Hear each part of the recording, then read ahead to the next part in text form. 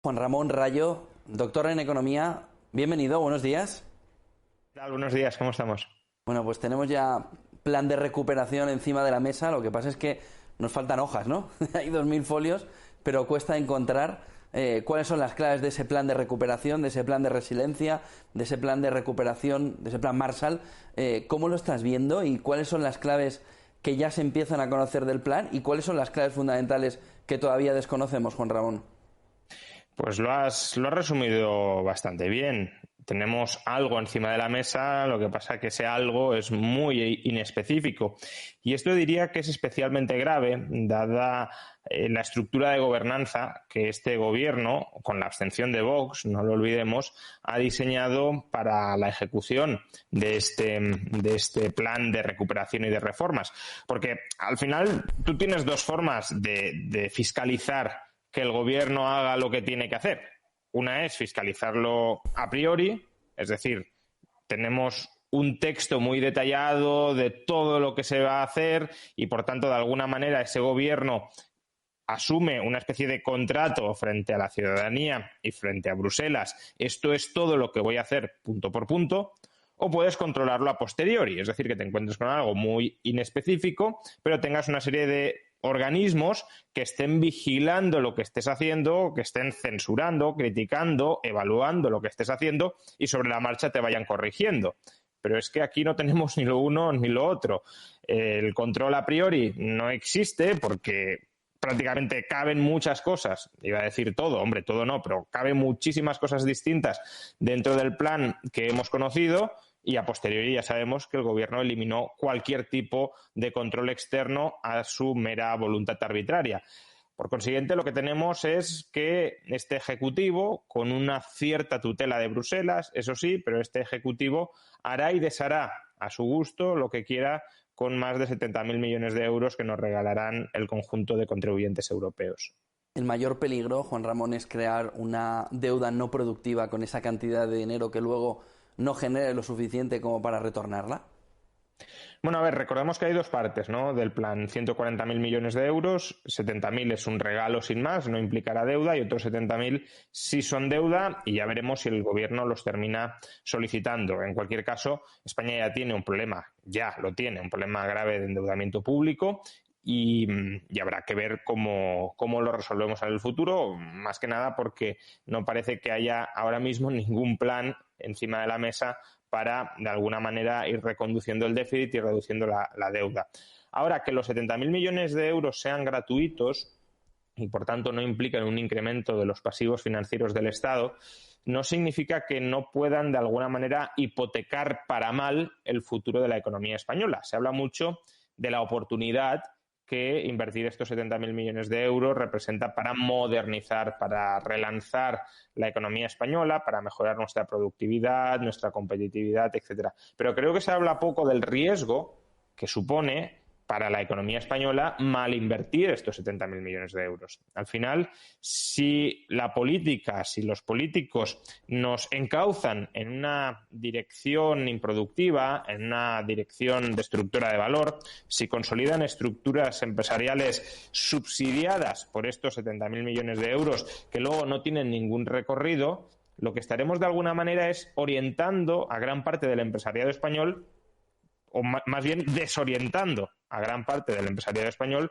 para que invierta en proyectos que no son viables, que no son sostenibles a largo plazo, dilapidando, por consiguiente, el capital propio que podrían haber destinado a invertir en otros proyectos que, sin los perversos incentivos políticos, podrían ser más viables, más rentables, más productivos en el largo plazo. Por tanto, sí, los 70.000 millones de euros son una oportunidad, pero también son un riesgo importante y de esto se habla muy poco, y justamente por eso, por cierto, hacen falta controles a priori, a posteriori o ambos, y precisamente porque esos controles no están, ese riesgo se acentúa todavía más. El primer gran regalito, la primera gran sorpresa la hemos vivido este pasado fin de semana, cuando el gobierno en apenas unas horas se conocía, por un lado, cómo iba a eliminarse esa desgravación para matrimonios en el IRPF, y por otro lado, cómo al final daba marcha atrás, pero tampoco la daba, porque en el fondo lo que dijo el gobierno, lo que dijo el Ministerio de Hacienda, es que será en febrero de 2022 cuando se termine de tomar la decisión, cuando un comité de expertos decida si esa medida es necesaria. Pero de entrada, la AIREF ya le ha dado un informe diciendo que la medida es necesaria. ¿Vamos a iniciar ya un aumento de la presión fiscal sin precedentes en nuestro país? ¿Esto es solo la punta del iceberg? Sin duda, porque además si vamos al informe de la AIREF que estabas mencionando, en el Spending Review sobre beneficios fiscales, esta no es la única medida que se propone, ni siquiera la más gravosa. A ver, este gobierno, para contextualizarlo, se enfrenta a un problema.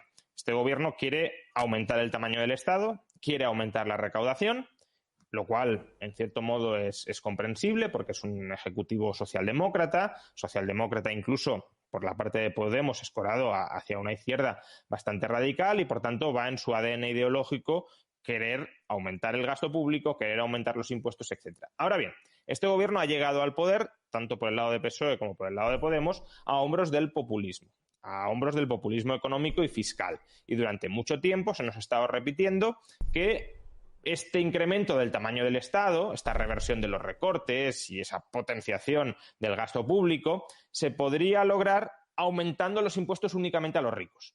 Y en cierto modo son presa de ese compromiso falaz que adoptaron. Siempre nos decían, nos separan 7 puntos de presión fiscal con Europa, si conseguimos subir los impuestos a los ricos, esa brecha de más de 80.000 millones de euros desaparecerá. Pero es que eso nunca ha sido así. Es así que nos separa esa brecha, pero no es así que esa brecha dependa de nuestra fiscalidad específica sobre los ricos. Depende de nuestra fiscalidad específica sobre las rentas del trabajo generales, no las altas, sino el conjunto de ellas, y sobre los impuestos al consumo.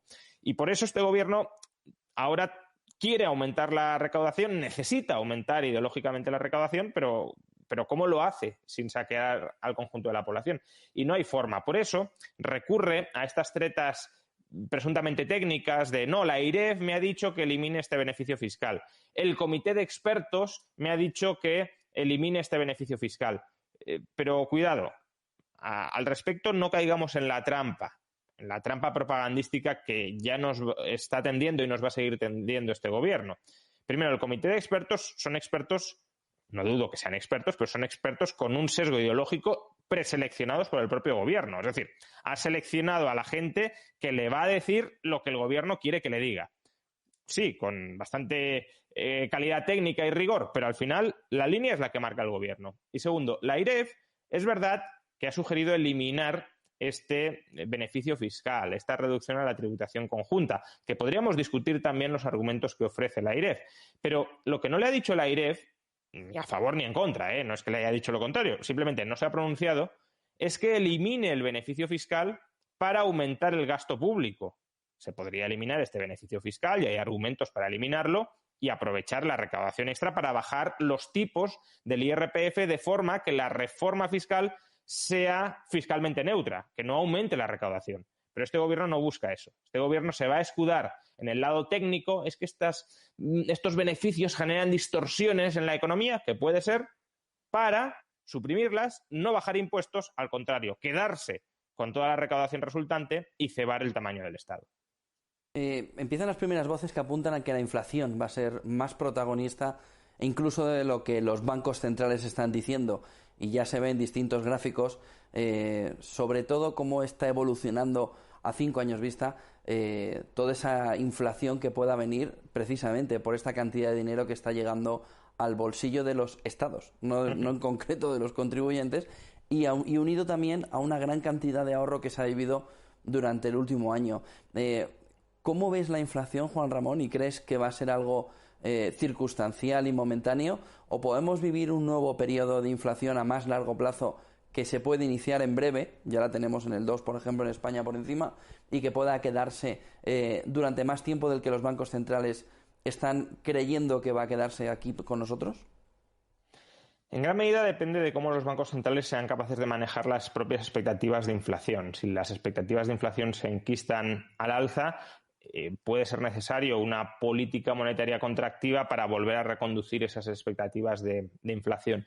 Sin embargo, yo no tengo la sensación de que ahora mismo las expectativas de inflación estén desbocadas. Es verdad que a 4 o 5 años sí son más altas de lo normal, pero si nos vamos a 10 o 15 años no encontramos ese estallido de las expectativas de inflación. En términos generales, digamos que hay dos grandes motivos por los cuales se puede generar inflación dentro de una economía. Inflación por el lado monetario, ¿eh? Luego puede haber inflación por el lado real, si hay mucha escasez de bienes, problemas de oferta, pues los precios suben. Pero eso no está vinculado con que el valor de la moneda se deteriore, que es lo que quizá podríamos llamar propiamente inflación. Entonces, inflación por el lado monetario, hay dos grandes motivos por los que se puede producir. Uno está vinculado al deterioro de la calidad de la deuda pública, incluyendo la moneda fiat, el dinero que estamos habituados a usar dentro de la categoría de deuda pública, y otra es por estallido de la deuda privada.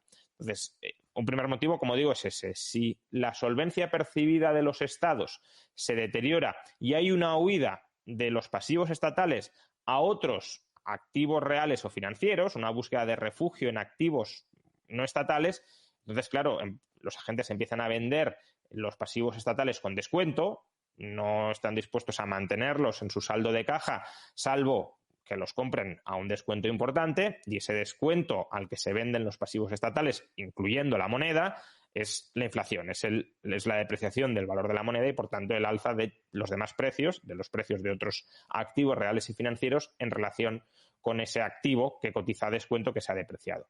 El segundo motivo es que vuelva a haber una orgía permanente de endeudamiento privado. Si familias y empresas empiezan a endeudarse para gastar con el sistema financiero, con el sector financiero, y la oferta de bienes no es tan rápida a la hora de ajustarse a ese incremento sostenido del gasto financiado con deuda, entonces también se puede producir un alza de los precios, un alza de la inflación por excesiva creación, digámoslo así, de poder adquisitivo y, por tanto, por presión de la demanda sobre la más escasa oferta.